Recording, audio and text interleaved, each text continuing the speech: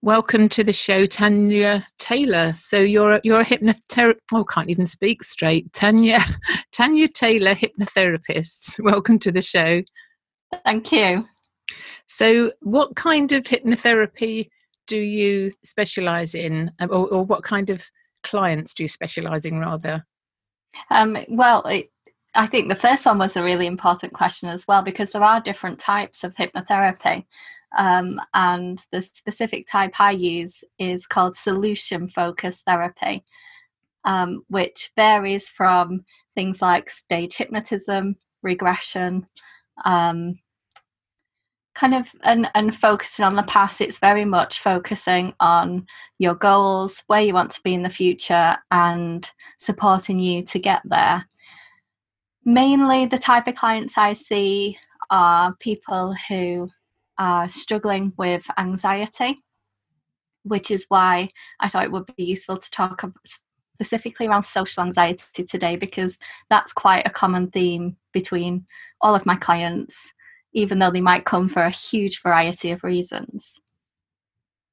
So when you say social anxiety, expand on that a little, please. So basically, I think we've all had those experiences where we're in a situation and our face might go bright red. Maybe we get a little bit anxious, our heart might start palpitating, palms sweaty, legs like jelly, maybe our breathing becomes shallow. And for people living with social anxiety, that can be a regular occurrence every time they are finding themselves in a situation that involves socializing or preempting a situation that they're going to be in that will involve socializing. And people with social anxiety often find that they begin to make up excuses for why they can't be wherever it is they've been invited to. It can lead to things like irritable bowel syndrome, obsessive compulsive disorder, panic attacks, even agoraphobia in the real extremes. And all this is led by social anxiety, crikey. Yes. Yeah, they can be caused by other conditions as well, but social anxiety is one of those that are up there as one of the biggest causes. So did you set out to be a specialist in this area, Tania, or did it kind of find you? That's a really good question, because my background for the last 10 years prior to becoming a hypnotherapist was supporting people who were living with dementia. I worked for the Alzheimer's Society for 10 years. I'm a huge advocate for them, really, really passionate about their work. And so when I became a hypnotherapist, I decided I was going to specialise in supporting people living with dementia, the people that care for those living with dementia, and specialise in older people.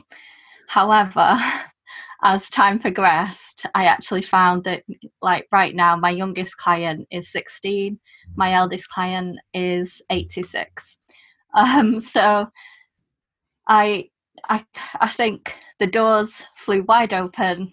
Everybody came from all walks of life, and the more I kind of looked at why people were coming, the more I saw this theme throughout. No matter what issues people were coming to me with, that social anxiety was a running theme. It's interesting, isn't it? You start life with a plan, and then kind of life happens. Yeah. And as you say, patterns are everywhere. And I've found the same thing with people that I've been supporting over a number of years, volunteering, helping people that have been diagnosed with cancer. And I found that the people who get better quickly form into a certain personality type, and the people who struggle with healing fall into other personality types. So there's definitely patterns all around us, for sure. So you mentioned 86 years old. That's remarkable. Yeah. Yeah. So it's interesting that somebody of that age is coming to you, because that sort of generation, in my experience, would think of it all a bit of, hocus pocus. So, so you've obviously got somebody there who's really quite open-minded and up for new ways of healing.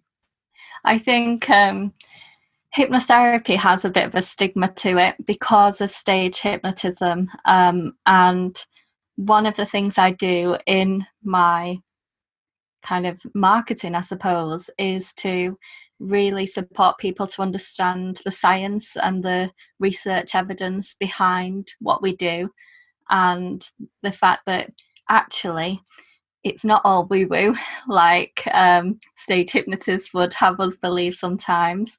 And so I kind of really focus on what's happening in the brain. When somebody first comes to see me, we have a whole session purely focused on what's going on for them, and then looking specifically at the limbic system, the prefrontal cortex, and what's going on there.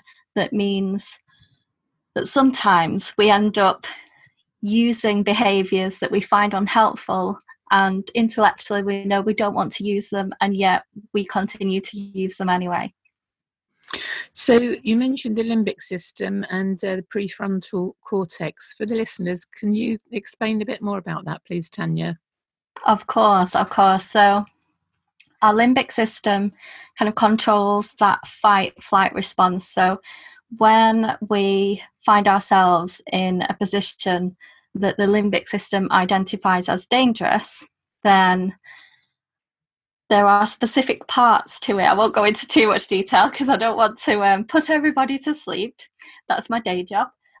So yeah, there are specific parts to the limbic system that will do things like identify danger, look at what we did last time we were in this particular position. And if we weren't in it last time, it will look at different memories maybe that we've got from films or television. And then those two specific parts of the brain will talk to a third part that will then gear us up with things like adrenaline and cortisol to help us either fight and stay in that situation, or to flight and run away from that situation. Then we have the prefrontal cortex, specifically the left prefrontal cortex. And what that does is it engages the intellectual part of ourselves. So if you open the mail and you find that you've got a bank statement and you're overdrawn and you're not sure what to do, that limbic system comes into play, goes, oh my gosh, this is a fight or flight situation. This is really, really scary. What we're going to do. But as time progresses, the intellect, which is a little bit slower, comes into play and says, do you know what? This is not a life or death situation. We can look at this logically. We can look at ways where we can increase our bank balance through A, B, or C. So our emotions work quicker than our intellect. Absolutely. Yes, they say that the limbic system is 5 times faster and 5 times stronger than that left prefrontal cortex. So that's why we get ourselves in a state sometimes, and it's difficult to kind of talk ourselves out of a state, isn't it? If we get this emotional rush and we have this sort of instant, oh no, I'm not doing that, or oh, I'm scared, or this, or whatever it is. And I suppose it depends on the level of intellect that you have as well, doesn't it? I suppose it could do, definitely. I think one of the old sayings that really comes to light in the education that I've had around hypnotherapy and how it works and how the brain works is sleep on it. Because when we go to sleep, what happens is there is a process where the emotive memories and emotions of the day are processed in the brain and moved and filed away to the different places they should be, and then moved away from that emotive part of our brain to our narrative part of our brain, where we can reflect on things from that intellectual part of ourselves. So if you imagine, for example, maybe you go to work or you go shopping and maybe somebody bumps into you, maybe they really irritate you, and you might go home, talk to a friend and say, you will not believe what happened today. your friend might say, come on, Tanya, calm down. It's not that big a deal. It's not the end of the world. And yet you go to bed, it's still playing on your mind. But the next day, once you've had sleep, specifically the REM, the rapid eye movement part of your sleep, then you wake up and think, yeah, maybe I shouldn't have got so annoyed at that. So that's a good piece of advice there to listeners. Sleep on it. I find that I'm quite an instant decision making sort of person, and I follow my intuition. That's the thing that drives me. And how does intuition fit into the picture, or doesn't it, in the work that I think you do? Intuition is it's that gut feeling, isn't it? Yeah. And that gut feeling is often derived from our limbic system. And that limbic system, it is really, really important. Like, we don't want to stop it from taking control when we need it. And sometimes it's that gut instinct that really, really supports that. So if we look at the human race's survival, that limbic system has played a key part in that. It's the part that looks out for danger, it's the part that worries, and it's the part that identifies issues in that snap decision moment. So, for example, I like to try and do something that's never going to happen to anybody, because I have given examples in the past and somebody said, oh, that happened to me. So say you've got a tiger in your kitchen. Hopefully none of your listeners will have a tiger in their kitchen at any point in their lives. Let's hope not. But if you had a tiger in your kitchen, that limbic system would take over. It would get you out of that situation before your left prefrontal cortex has any chance to blink even. So at times like that, we want that limbic system to work for us. And sometimes our gut feeling, that is our limbic system working at its very best. What we have to recognize is when sometimes that limbic system is maybe on a little bit of high adrenaline and not really thinking straight. So like being in that social situation where intellectually, for example, a wedding, you're safe at the wedding, it's not a life or death situation, you're going to walk away from that wedding and you're going to feel lovely, you're going to go to sleep that night, you're going to wake up the next day,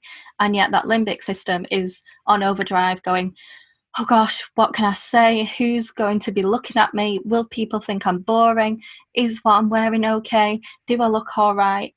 I don't know what to do. I don't know what to say. And so can you see the kind of fine balance? Yeah, absolutely. So how do you help people? How does this the hypnotherapy that you do, the solution focused hypnotherapy, how does it actually, what does it look like when somebody when somebody has a session with you? Okay, so the very first session, as I say, it's a lot of kind of education giving around the way the brain works and a lot of information gathering on my part. Future sessions, they use solution focus, brief talking therapy, which is all around kind of looking at kind of where somebody wants to be. So say if I'm trying to get quite generic, say somebody would like to come to me because maybe they have a graduation coming up and they're really scared of going to that graduation, but they want to build their confidence up. Now, what we'll look at first of all is, okay, what does going to that graduation look like for you? And more often than not, people will say, well, I wouldn't be scared. I wouldn't be using negative self-talk. I wouldn't be worrying for 2 weeks the night before. And one of the things I would then kind of talk to them about is, okay, if we told a sat-nav that we didn't want to go to, let's say, Rochdale, because that's where I'm from. If we told a sat-nav we didn't want to go to Rochdale, the sat-nav here's Rochdale, it takes us to Rochdale. what do you want instead? Because right now we're telling the brain that you want to go to Rochdale. We're telling the brain you don't want to do this, so the brain's going to do it. So what does that ideal situation look like? And that might be, well, I'd wake up in the morning, I'd smile to myself, I'd tell myself I'm feeling good, I'm ready for this, I can do this. I'd go there, it'd all go really smoothly, everything would be peachy. And then what we do is we work through each session to move closer and closer to that goal. So we might scale where somebody is on a scale of 0 to 10, and say when they first come, they might be on a 2, for example, and we'll look at what would be different if they were a 3. After that, we then consolidate all of their learning through the session by doing the hypnotherapy. So the hypnotherapy involves the client, if I'm seeing them over Zoom, then it involves them lying on the bed at home on their settee and listening to me chatting. I'll do something that we call progressive muscle relaxation to relax the body from head to toe. And then we'll do something called a deepener that really helps a person get into that more deeper state of relaxation. We might include breathing techniques, and then we'll use visual imagery to really kind of take that client to somewhere nice and relaxing. We will insert positive affirmations, confidence building that are specific to that client's needs. And then we'll use metaphors that really help the brain to come up with its own solutions to particular situations as well. That sounds very, very detailed at one level, but also so simple and very logical. So it's about language that we use and imagining what a good situation is and putting the positive language with that, and I guess practicing. Absolutely. I really wish that children were taught all of this. If children were taught this at school and grew up knowing these techniques, then hopefully I'd be out of a job. You know, it's a shame. I can see that schools are being more mental health aware and wellness around being mindful, etc. But there's still so much more that we need to do to really, really help our children. I'm seeing some schools now bring mindfulness and yoga into schools, which I think is fantastic. So I think the tide is turning and things are getting a lot more kind of open-minded and realistic, because everywhere, I mean, we're having young children, you know, suffering for, you know, masses of stress and obesity, you know, comfort eating and so on and so forth, and it's not a happy place sometimes if you look around. But on the other hand, having techniques like this and people like you is wonderful. So how did you get into this, Tania, from working at the Alzheimer's Association? What did you do at the Alzheimer's Association to start with? What was your role? At the Alzheimer's Society, my last job was managing services over in West Yorkshire. These services were kind of information and advice services. So when somebody got a diagnosis of dementia, they'd be allocated a dementia advisor. That's a little bit like if you get a diagnosis of cancer, you might be allocated a Macmillan nurse. And the dementia advisor would support you through your journey. We would also have peer support groups, so kind of get-togethers, singing for the brain, a whole variety of services. And my role was to keep all them going. I led a team of over 100 staff and volunteers, which was very, very rewarding. But when I actually started at the Alzheimer's Society, I was a volunteer. And over the 10 years, I worked my way up to that position. And what I decided was, actually, now I've got to this stage, I'm really, really missing that one-to-one help and support. That is where my passion lies. And so I looked at ways that I could do that and stay in the job that I loved as well. So when I started studying to become a hypnotherapist, it was a very crazy year, working and studying and seeing clients right from the off to practice during the course of the year.